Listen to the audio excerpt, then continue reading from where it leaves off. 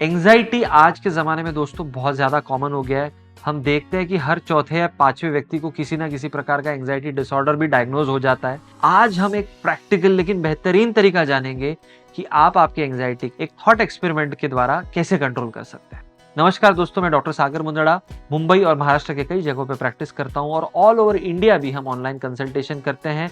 तो आपको कोई भी मेंटल हेल्थ इशू अगर है तो please reach out to us, we will try to help you out. एक सिंपल लेकिन इफेक्टिव टेक्निक के बारे में हम बात करने वाले हैं आपके एंग्जाइटी को कंट्रोल में लाने के लिए। इस टेक्निक का नाम है 3C टेक्निक। क्या करना है इसमें आपको सर्कल्स, पहला C स्टैंड्स फॉर सर्कल, दूसरा C का मतलब है कंट्रोल और तीसरे C का मतलब है कंसर्न। अब मान लीजिए आपके लाइफ में किसी चीज़ की आपको एंग्जाइटी, किसी चीज़ के बारे में आप बहुत सोच रहे हैं। मान लीजिए आपको जॉब इंटरव्यू है और उसके बारे में आप बहुत एंग्शियस हो रहे हैं। आपको लग रहा है मुझे जॉब मिलेगा या नहीं मिलेगा, कितने सारे कैंडिडेट्स होंगे वहाँ पे, मिल भी गया तो मुझे मेरा पे पैकेज प्रॉपर मिलेगा या नहीं मिलेगा, और इसके कारण आपको ऑलमोस्ट पैनिक अटैक आने वाला है। तो ये टेक्निक हम कैसे यूज़ कर सकते हैं? पहले सर्कल में ऐसी सभी चीज़ें आप लिखिए जो पूरी तरह आपके कंट्रोल में है। जब आप जॉब इंटरव्यू के लिए जा रहे हैं तो पूरी तरह आपके कंट्रोल में क्या चीज़ें हैं कि आप आपका CV कैसे बनाते हैं, आप कपड़े कैसे पहनते हैं, आप उस ऑर्गेनाइजेशन के बारे में कितना रिसर्च करते हैं। ये चीज़ें पूरी तरह आपके कंट्रोल में है। और दूसरे सर्कल में हमको ऐसी चीज़ें लिखना है जो आपसे कंसर्न तो रखती है, ताल्लुक तो रखती है, संबंध तो रखती है, आपसे वास्ता तो रखती है, बट उसको आप कंट्रोल नहीं कर सकते। उसके क्या एग्जाम्पल्स हैं? आपको जॉब इंटरव्यू लेने वाला व्यक्ति कैसे आएगा? वो बहुत ही काइंड आएगा या बहुत ही खड़ूस आएगा, ये आपके हाथ में नहीं है।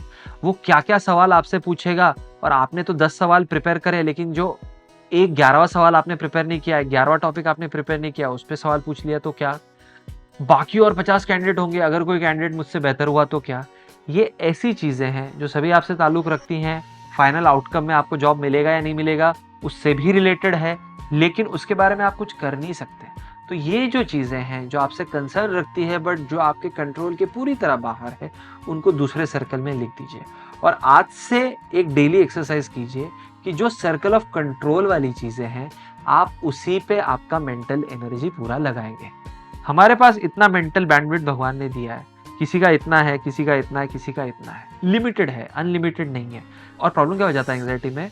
हमारी जो बैंडविड्थ है उसमें का अधिकतर टाइम और अधिकतर एनर्जी, अधिकतर बैंडविड्थ हम ऐसी जगह पे डालते हैं जो हमारे से कंसर्न वाली चीज़ है, लेकिन जिसके बारे में हम कुछ कर नहीं सकते। तो हमको वो पूरी तरह बंद करना है और जो मैक्सिमम एनर्जी है, जो हमारे कंट्रोल में चीज़ें हैं, उसी पे लगानी है। एक और एग्जाम्पल से आपको समझाता हूँ।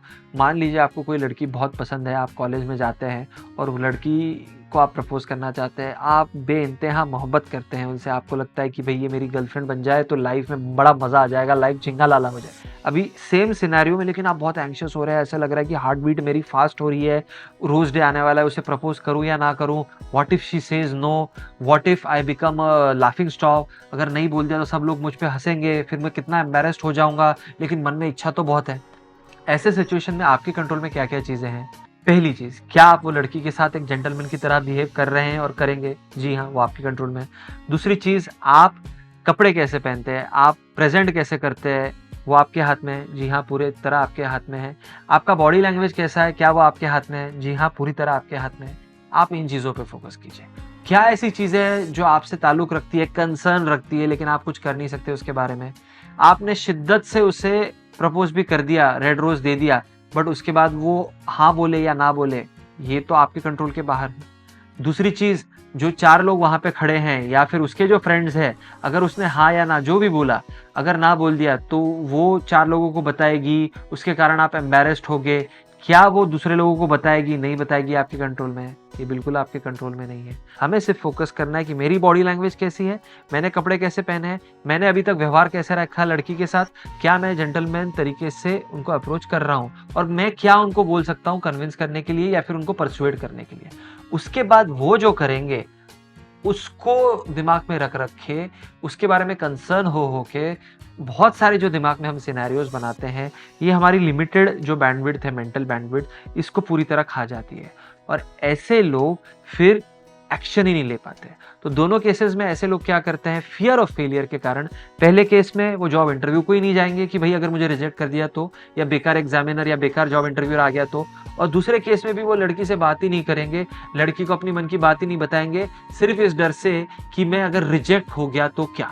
तो दोस्तों, अगर ये एंग्जाइटी से आपको बाहर निकलना है, अगर ये रिजेक्शन से आपको बाहर निकलना है, तो ये सिंपल 3C टेक्निक, जिसमें आपको 2 सर्कल ड्रॉ करने हैं, आपके कंट्रोल वाली चीजों पे फोकस करना है, कंसर्न वाली चीजों को नजरअंदाज करना है, आपको डेली छोटी छोटी चीजों में करना पड़ेगा, ताकि जब बड़ी चीज आए तो आपका ब्रेन ऑलरेडी इस मोड में जा चुका है और आप इजीली वो दूसरी चीजों को इग्नोर कर सकते हैं।